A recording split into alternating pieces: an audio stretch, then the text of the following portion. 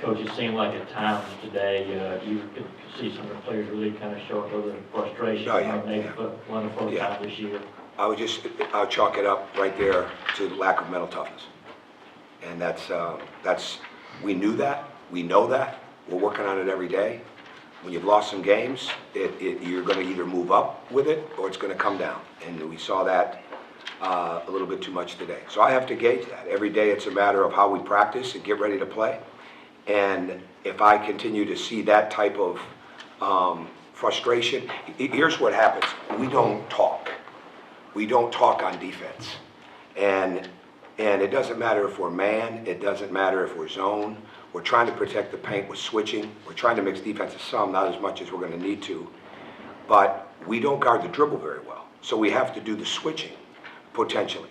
But when two guys come together and they don't talk, or one guy talks and the other one doesn't respond, those kind of things happen. So the frustration is really self-inflicted. And that's where the lack of mental toughness is. Because when you're mentally tougher and you're growing your mental toughness, you don't have the self-inflicted wounds as much as we have right now.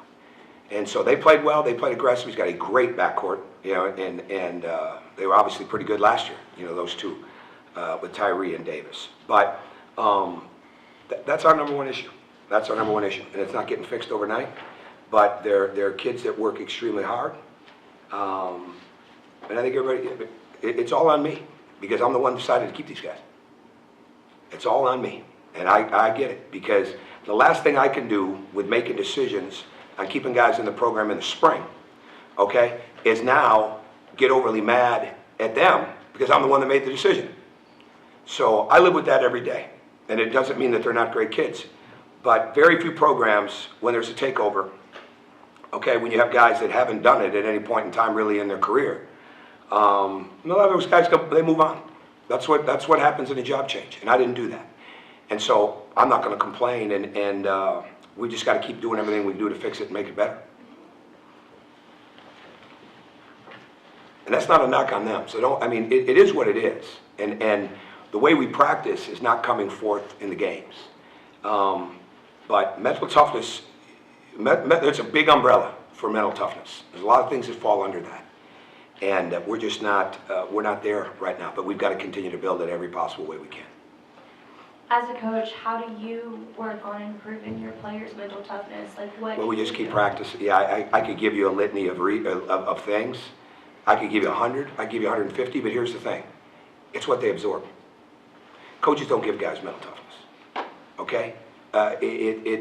Your strength coach can give them a better form for physical strength. But the mental toughness has got to come through knowing that you have some ability, knowing that you're not getting them up. 16 turnovers in the first half. I just said this on the radio. We may very well have to pull this break off. And because we're not, now it's not the way it's going to be at Georgia. I promise you, this is going to be a fast-paced program as we go. But we're just hurting ourselves with turnovers that make no sense. So we want to win games. And so I've got to keep looking at what we can do to get this better now. And there is no one answer, Miss, on how you handle that. You keep giving, but it does start with me, and it does start with my level of energy, my level of confidence, my level of belief, and you got to try to get that through them every day. And hopefully there's other things that they absorb that will make them better through that. In the second half, turnovers got cut down. It looked like they were crashing the offensive boards. Yeah, I heard us on the glass. Yeah, mental toughness is hitting your man too. That's not just physical strength. That's the mental toughness and wherewithal and awareness. I guess maybe as important as mental toughness is, awareness might be the most crucial thing that fits into that. And we've just got to continue to build that. We're not a very aware group. We're not very aware, and it shows up on our communication. But we just got to keep. There's nothing we can do but keep getting it better. And that's going to keep coaching this team like they're playing for a championship, because that is exactly what we want to be able to do here as we build this program. So I'm not going to back off or have anybody back off on what we expect out of them, but I'm also not going to, again, if somebody starts getting too frustrated and they can't get out of it, then we need to move on. But if giving them a chance as young people that are going through a struggle right now that don't have a lot of success in their background, I have to understand that and keep trying to bring that to them. And then you make decisions as you go along, so. Yeah, it was turnovers in the first half, it was second chance points in the second half. Not to belabor the turnovers, but in the first half, you jump out to a nice 18-8 Yeah. lead. You're playing really smooth on offense, and then T-Shon's at the point, 4 straight turnovers. What was We just came out. happening? They took him out. And I can't, it's,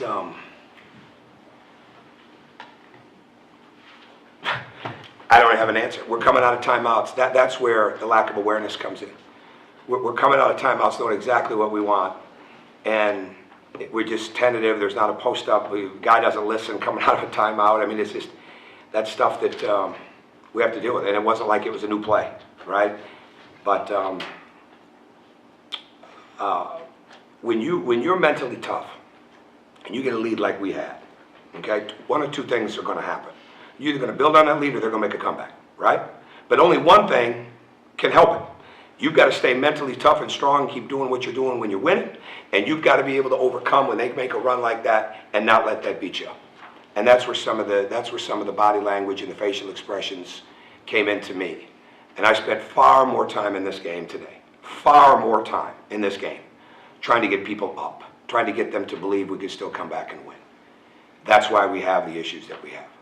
And that's a hard place, because if we had a group that really got that, they'd play more. And we're getting, I'm not going to give you the whole we're getting better speech, because we are, and then we come out here and we don't show it. But those mistakes they're on me, because I kept the roster the way it was when I took the job in the spring. Besides the lack of awareness and like a lack of mental toughness, you think tunnel vision plays into the turnover? Define tunnel vision. Define it. What's that mean? Looking. Well, don't ask. I mean, if you're going to make a statement, just tell me. Tell me what it means to you. I'll answer it. Like But I don't understand tunnel vision, right? T-Shon's pass to the post, the entry pass, only looking at. Well, it was a set play. I mean, it was a set play to get started and get something back off that. Yeah, that's just, there's a lack of awareness. And somebody could probably tell the freshman, step up, get ready to catch it, not try to set a screen. Yeah, so that's all part of it. So I don't know about, I don't coach in terms of mental toughness, so it's very hard for me to look at that that way. I mean, as far as tunnel vision, I mean, I don't focus on that. I think we got guys that are trying to make plays that just aren't there, right? And they're just, our decision-making has been a problem all year. But we have to find a way to get easy baskets. Because believe it or not, the easy baskets are what the differences have been since the Texas game. We got more than they did. Arkansas got more than we did. Alabama got more than we did. And I'm sure they got more than we did today. And those become the problem. And that's because it's clear drives to the lane. It's beating two guys in a switch and one guy doesn't do it, so now the ball's open, right?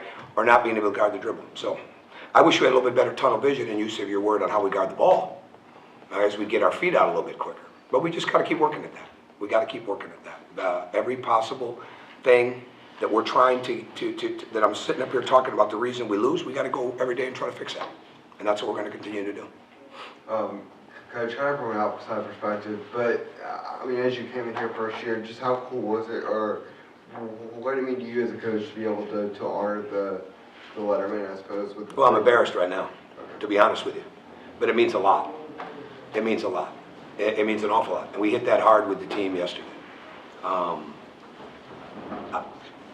The worst loss you take is when you've got letterman and former coaches in the stands. It didn't matter if it was Marquette, they were honoring a championship team. Indiana, and they were honoring a championship team. Somebody was back for a weekend. That's the worst. And I apologize to them. I really do. And I'm going to say that if I get a chance to see them upstairs. I apologize to them because I want them to walk out of here feeling like they really see growth and progress. And then there's times like today it doesn't look that way. But we'll win on a Letterman day. We'll win a game there, and everything will be better. But having people like that come back from the distances they come and be with their families, that means an awful lot, and it's that much harder when you don't play well in front of them. Anybody else? Thank you. Thank you.